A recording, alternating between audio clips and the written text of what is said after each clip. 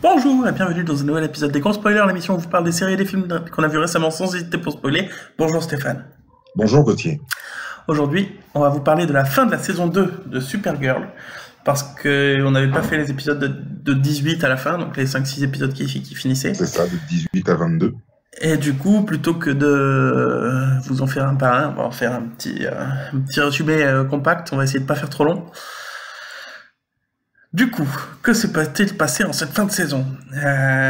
En gros... En cette fin de saison, ouais. donc en gros,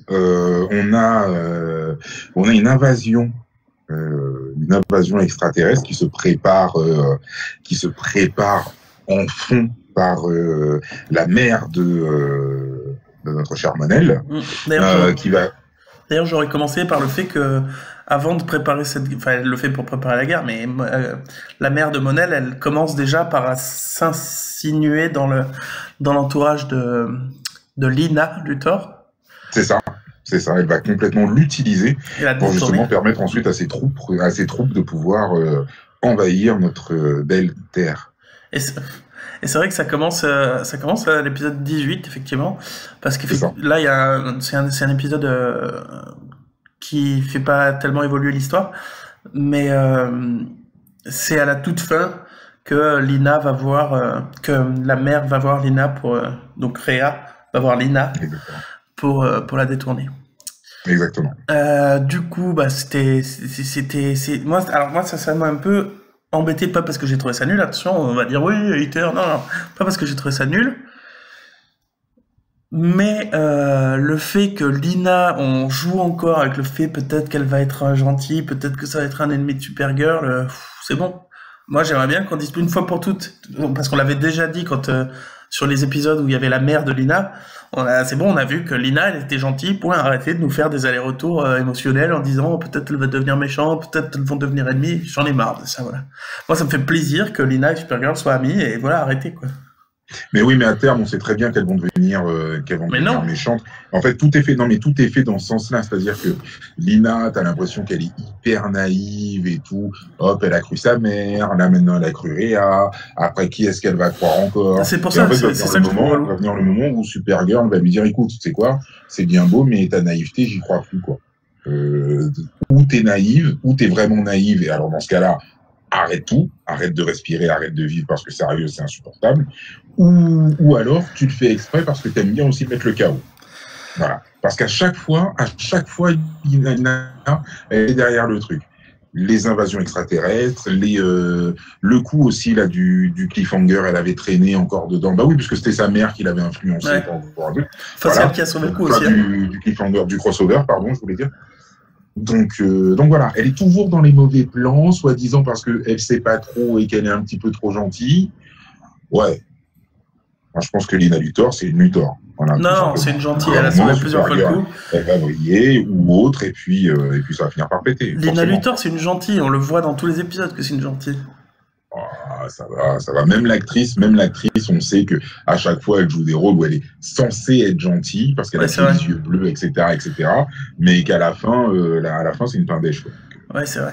Mais l'actrice, c'est vrai, mais n'empêche que elle est présentée à 100% comme une gentille. Quand elle aide sa mère, en fait, elle le fait pour emprisonner sa mère.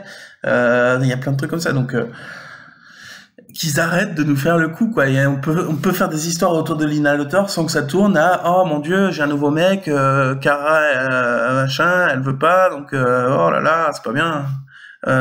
J'ai ma mère, oh la mère de l'autre, c'est bon. Il va y avoir un enjeu qui va être très très simple et qui va se jouer dans les prochains épisodes. Tu vas voir, et j'en parlerai quand on parlera du premier épisode de la saison 3, mais j'ai, comme d'habitude, le nez creux, j'en suis sûr. Du coup, il y a un épisode où t'as la sœur de Supergirl qui est prise en otage. C'est ça. Qui est pas exceptionnel, mais qui se regarde. Ouais, c'est pas un épisode exceptionnel, j'avoue. Et bon, du coup, ça fait un peu évoluer la relation entre Supergirl et la meuf de sa sœur, et la fliquette donc.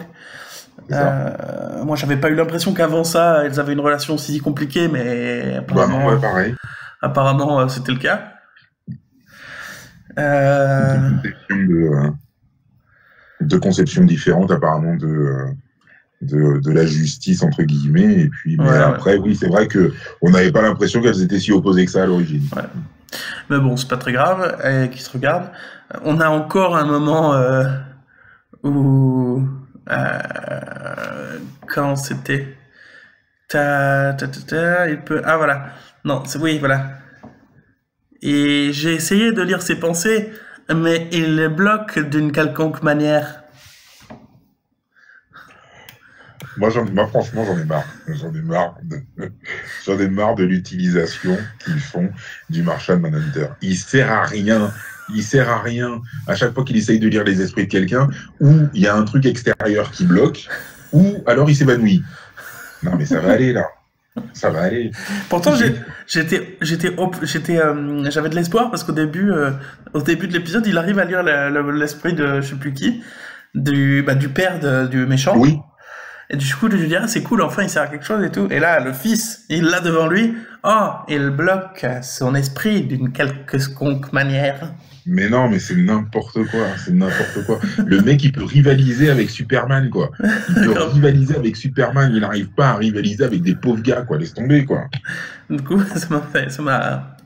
En plus, il réussit à effacer la mémoire du fils en question. Oui. Il arrive à effacer sa mémoire, mais pas à lire ses pensées.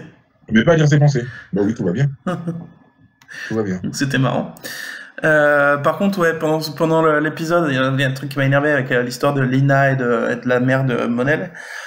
Parce que pendant tout le long, Lina, elle se pose des questions et tout. Elle veut avoir des infos de la part de Kara, son amie, sa sœur. Et évidemment, Supergirl, Kara, elle dit « Ah, bah désolé, j'ai pas le temps. » Du coup, Lina, elle dit « Ah bon, bah tant pis, alors je fais confiance. » Moi, c'est pas qu'elle fasse confiance qui m'énerve, c'est que, comme par hasard, quand Lina appelle à l'aide pour être sûre que la mère de Mon-El, c'est pas une méchante, comme par hasard, à ce moment-là, Kara, elle est pas dispo, quoi. Enfin, et du coup, à la fin de l'épisode, quand Kara la rappelle, Lina, elle dit non, mais c'est bon, j'ai plus de soucis. Et la scène, évidemment, où tu la vois, non, j'ai pas de soucis avec la méchante dans le même bureau. C'est un peu du fait, refait, quoi. Et puis, ouais, je sais pas. Oui, bah c'est du CW, c'est du CW, quoi. C'est du CW avec du ressort facile, avec Lina, quoi. Enfin, ok, c'est une Luthor, mais on a compris qu'on pouvait faire des trucs autour de ça, mais il l'utilise que pour ça, quasiment, Lina. Mais oui. Et elle est pas capable que de ça, quoi. C'est la meilleure amie de Kara, et à un moment donné, utilise-la pour autre chose, quoi. Je sais pas, ça...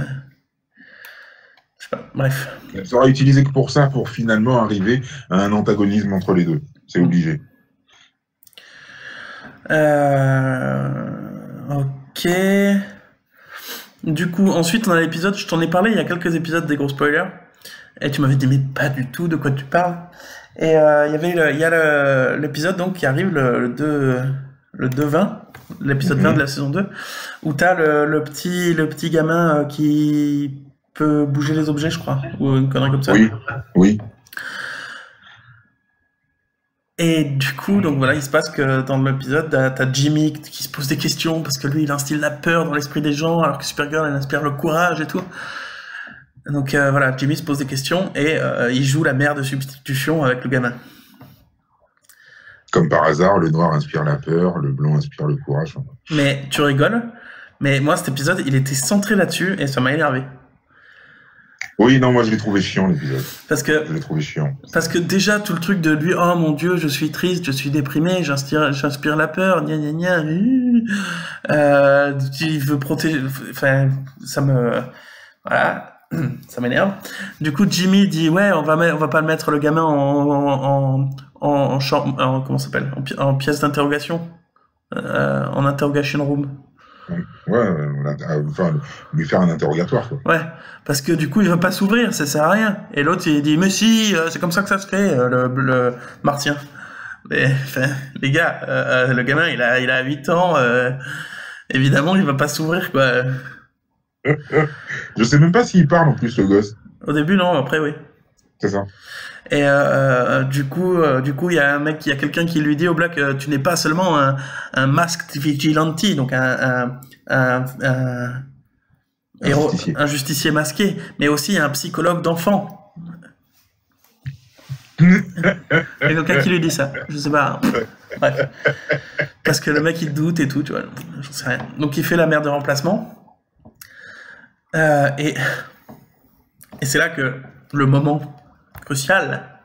Parce que évidemment, moi quand le petit enfant, il y a Jimmy, qui trouve l'enfant dans la maison au début. Mhm. Avec son masque de justicier, et t'as l'enfant qui a peur, tu vois. Et du coup il enlève le masque. Et il dit, tu vois, je suis comme toi. Tout va bien et tout. Et du coup, il le ramène comme ça. Et là, je me suis dit, j'espère qu'ils ont pas dit ça parce qu'ils étaient tous les deux blacks. Et j'espère qu'il a pas dit ça parce qu'ils sont tous les deux blacks. J'espère à ce moment-là. Oui, oui, oui. Moi, j'y ai vu un espèce de, tu sais, un espèce de reflet de la société américaine entre les flics blacks et les jeunes blacks, tu vois. Pour dire en gros, ouais, vous savez, c'est des policiers, ils sont noirs, mais au fond, ils restent noirs. Il ne faut pas avoir peur d'eux. Ils représentent juste la justice, mais ils restent blacks au fond d'eux, etc., etc. Voilà. Et donc moi, c'est ça que j'y ai vu et j'ai trouvé ça chiant. Mais c'est comme tous les épisodes qu'ils font. À chaque fois qu'ils font des épisodes politiques, à chaque fois, c'est dégueulasse. Et du coup, voilà. Pardon. Et du coup, voilà, quand il dit, quand il dit, ouais, je suis comme toi, tu vois, j'espérais qu'il dise pas ça parce qu'il était black aussi, tu vois, mais plutôt comme qu'il était humain comme lui. Enfin, qu'il était normal, quoi. Et en fait, un peu plus loin, il y a le martien, là, je sais plus comment il s'appelle, le chef du DEO, qui, John Jones, qui dit à James, à Jimmy, et lui dit, ouais, tu dois le faire, you have to do it. Et là, t'as Jimmy, true story, hein, t'as Jimmy qui s'énerve et qui lui répond « Pourquoi ? Parce que je suis black ?» True story, hein. Mais ouais, mais voilà. Voilà. Mais et là, j'ai dit « Mais quoi ? Mais pourquoi ?» Je sais pas, ils veulent absolument mettre une espèce de petite morale politique en disant que, ouais, on aime les Noirs, que, ouais, attention, Black Lives Matter. Ok, oui, bien sûr, mais c'est évident pour tout le monde. Mais on n'est pas là pour regarder une série de super-héros pour qu'on vienne nous rabâcher les oreilles avec la condition des Blacks aux États-Unis, la condition des gays aux États-Unis. Le fait que Trump, oulala, Trump, attention, il est méchant. Mais encore si c'était fait avec finesse. On le sait très bien. On le sait très bien. Après, ils vont nous dire quoi après ? Ils vont nous dire, oulala, Hitler, c'était un mauvais gars. Ou il n'a pas fait que des bonnes choses, hein, attention. Hein. Mais encore si c'était fait avec finesse. Mais là, c'est pas fait avec finesse. Il nous tartine pendant tout l'épisode, quoi. Mais non, mais il y a jamais de finesse. Comme tu disais tout à l'heure, c'est des grosses ficelles qui sont tirées pour pouvoir amener à leur morale bien pensante et politique correcte.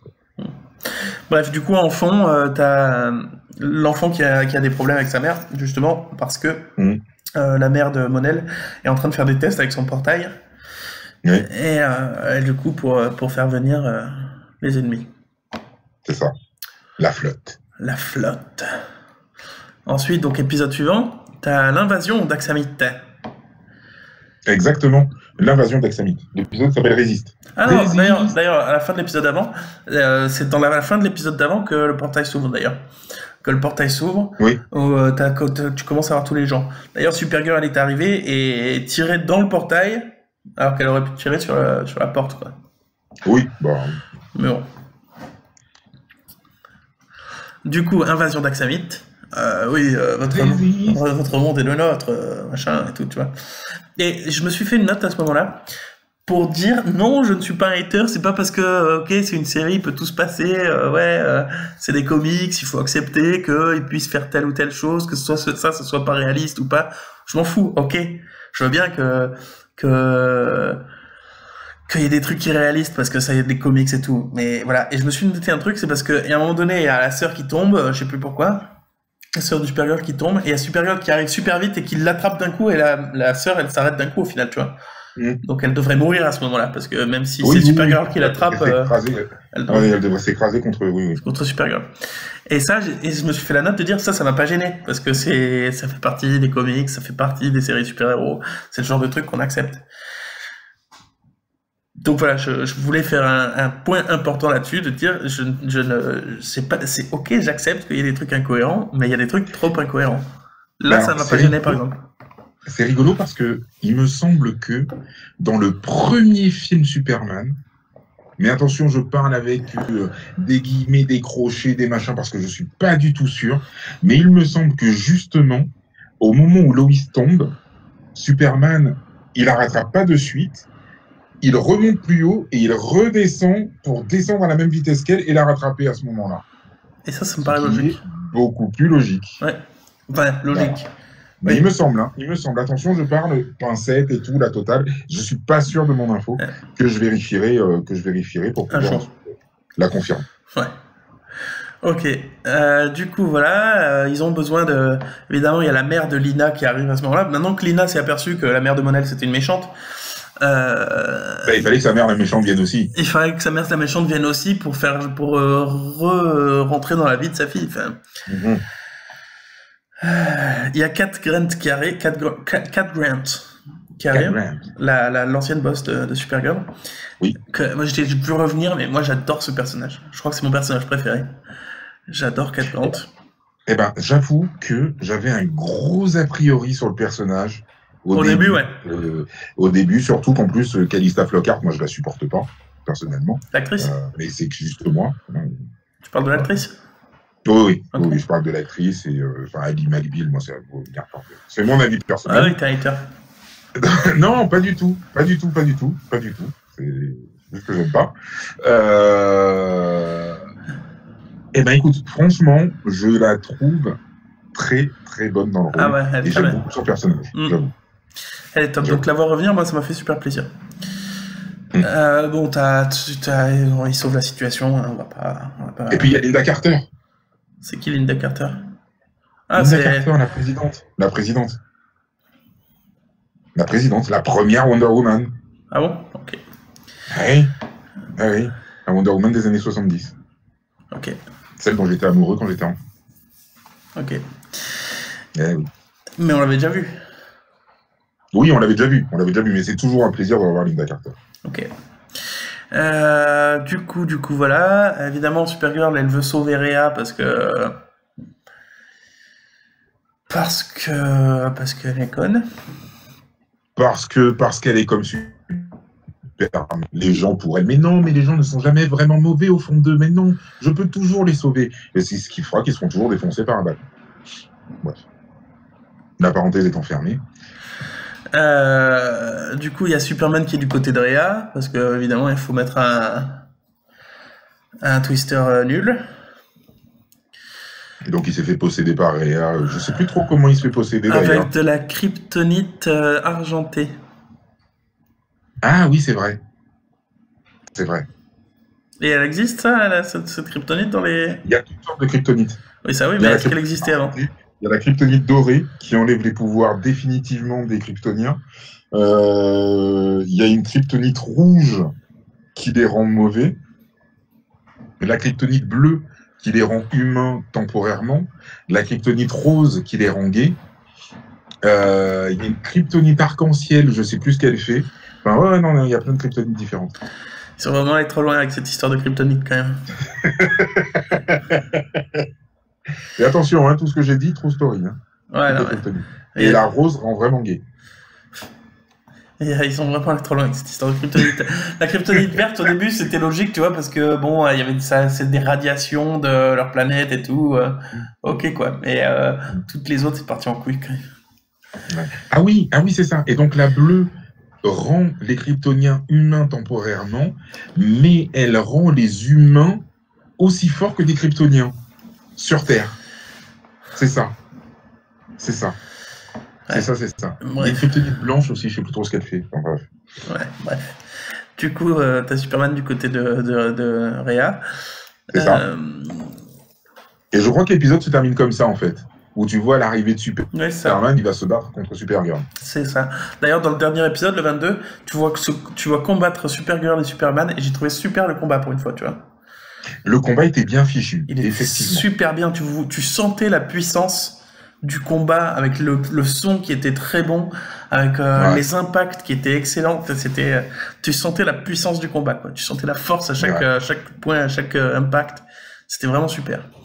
Ah oui. Franchement, le dernier épisode, je l'ai trouvé très très bon jusqu'aux dernières secondes. Jusqu'aux dernières secondes de l'épisode, je l'ai trouvé vraiment très très bon. J'ai trouvé en plus que la partie entre Kara et Mon-El était particulièrement touchante. J'ai trouvé leur séparation particulièrement touchante, effectivement. C'était et ce que tu disais depuis le début, que moi j'avais pas ressenti, le fait effectivement que le couple soit superbe, etc., etc. J'ai vraiment mis énormément de temps à rentrer dedans, j'avoue. J'avoue. Ils vont trop bien ensemble. Là, franchement, là sur la fin, franchement, ça a été impeccable. Par contre, moi j'ai trouvé plein de parties de cet épisode super bien, comme le combat par exemple. Mais il y a plein de trucs qui m'ont énervé. Genre déjà, Rhea, elle a du sang en kryptonite. Déjà ça m'a énervé. Parce que c'est nul. Ça sert à rien. D'où, pourquoi, comment. C'est nul. Non, c'est nul. Et elle, ça lui enlève pas les pouvoirs, ça lui fait rien à elle. Enfin, non, c'est nul. Ensuite, bon, il y a un truc qui m'a... Quand ils vont à Katko, ils vont à Katko dans l'épisode, il faut dire que dans un épisode d'avant, ça a été détruit à cause du petit Black, justement. Le mec qui fait de la télékinésie, l'étage, il a été détruit, il y avait des morceaux partout, quoi. Et c'était genre hier ou avant-hier, puisque à la fin de l'épisode, il y a l'invasion. Et là, quand ils vont à Katko, c'est réparé. On sait pas pourquoi. Sérieux, j'ai pas fait gaffe. Ouais, c'est réparé. Enfin, ça a l'air réparé. Après, je me trompe peut-être, mais... Ah, c'est peut-être le petit bureau. C'est peut-être le petit bureau du fond qui était réparé, c'est tout. Quoi. Ouais, on va dire ça. Mais bref, ça c'était juste un détail qui m'a fait rire, mais bon, ça m'a pas trop gêné. C'est pareil, c'est un truc de comics, quoi. Mais le fait qu'elle ait du sang kryptonite. Ensuite, le fait qu'ils aient une arme anti-kryptonien à la base, qui peuvent, tu mets un peu de kryptonite, ça fait un gaz en kryptonite dans toute la Terre entière avec juste une petite quantité qui empêche les kryptoniens de rester sur la planète. Une machine grande comme ça, tu l'allumes avec un bout de kryptonite et il y a un gaz de kryptonite sur toute la planète, tu te fous de ma gueule ou quoi? C'est tellement artificiel et tellement nul. Et du coup, les autres, ils disent en mode Cisco, et ils disent oh bah tiens, si on mettait c'était quoi, du plomb ou je sais plus quoi? Oui, je sais plus quoi, ouais. Dedans, oui, du plomb, je crois. Dedans, du plomb, ouais. Comme ça on met un air de plomb sur toute la planète. Bon, déjà je me suis dit c'est pas très safe quand même pour les humains. Saturnisme. Hein, mais bon, ils en mettent un tout petit peu, tu vois, donc c'est pas gênant. Et hop, ils l'activent et d'un coup sur toute la planète, atmosphère de plomb. Ouais. Je veux juste préciser un truc, hein. Les kryptoniens ne peuvent pas voir à travers le plomb. Ouais, je me suis dit ça aussi. Et je crois que il faudrait vérifier, mais je crois que c'est du plomb dans le truc. Mais non, ça j'ai trouvé ça super artificiel. D'un coup, il y a un objet magique qui aurait pu empêcher tous les kryptoniens et ou tous les daxamiens de rester sur place, quoi. Non mais. Bah, écoute, tu sais, c'est la solution. C'est la solution en un épisode. Hein. C'est nul. Et du coup, il y a un combat qui doit se faire entre la mère de Mon-El et entre Rhea et Supergirl. Il se fait malgré la kryptonite. Supergirl, elle gagne sa race. Ce qui est impossible. Ouais, non, mais c'est possible, c'est Supergirl, elle est plus forte que Superman. On va dire, c'est... Par contre... Quoi ? Par contre, ça m'a un petit peu choqué, le fait qu'effectivement Supergirl soit plus forte que Superman. Bah apparemment, Supergirl, elle est censée être plus forte que Superman, non ? Bah non. Bah si, apparemment, elle est censée être plus forte que Superman. D'après ce que j'en ai entendu autour de moi, a priori, elle est censée être plus forte que Superman. Bah après, le truc, c'est que... il est là depuis plus longtemps, quoi. Donc normalement, il a plus de pratique. Oui, mais apparemment, elle est censée être plus puissante, d'après ce que j'ai entendu de l'univers de Superman et de Supergirl. Sérieux ? C'est ce que j'ai cru comprendre. Ah ouais. Écoute, je vérifierai aussi cette info-là. Ouais, une deuxième info que je vérifierai sur les super, même si je les supporte pas. Mais du coup, bon, elle gagne. Enfin, elle est en train de gagner. Et ça, c'est un truc qui est censé être super dans les lois et tout des Daxamiens. Des Daxamites. Que s'ils se battent, c'est ça qui va définir et tout. C'est un truc vraiment de la loi, tu vois. Genre on se bat au lieu de juste en un contre un, au lieu d'envahir la planète comme des bourrins. Ouais. Mais non, d'un coup, au milieu du truc, finalement non, l'invasion continue. Il y a aucun Daxamite qui suit cette loi-là, alors que ça a l'air d'être un truc genre millénaire, quoi. Oui. Et là, d'un coup, il n'y a plus personne qui suit cette loi-là. Ok, j'ai trouvé ça super artificiel. D'un coup, elle se fait battre, Rhea. Donc c'est super magnifique et tout. Il n'y a plus de problème, tout va être gagné. Et non, Rhea, elle a le bouton qu'elle appuie pour une raison de merde. Appuie dessus.